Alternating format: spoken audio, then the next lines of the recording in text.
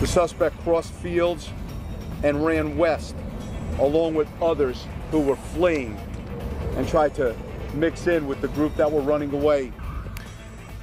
New details coming in today about that horrific shooting at a Florida school that killed 17 people.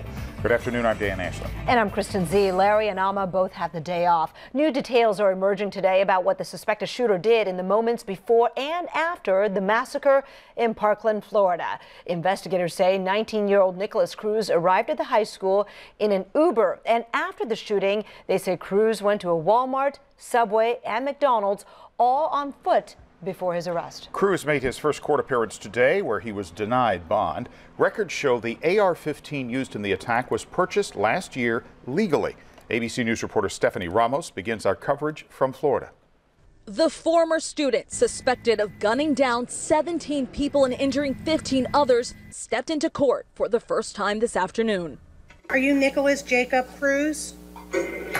Yes, ma'am. 19-year-old Nikolas Cruz is facing 17 counts of premeditated murder. Mr. Cruz, you're going to be held without bond until further order of the court.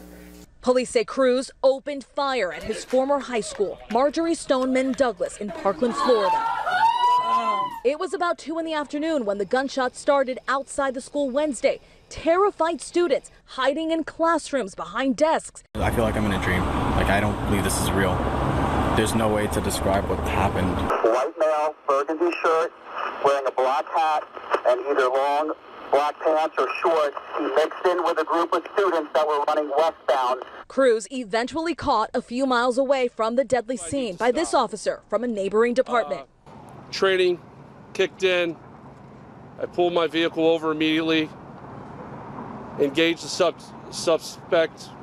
Authorities are now learning more about the suspect, described as a loner and crazy by neighbors and other students. No, he was always what he was. He was always weird, edgy, violent, aggressive. We are looking into his social media posts, his movements, his conversations leading up to the shooting. Some families left in absolute anguish. Friends, strangers, all coming together to remember the victims of one of the deadliest school shootings in the U.S. Where do we go? Who do we go to? How do we cope? Where do we find the strength?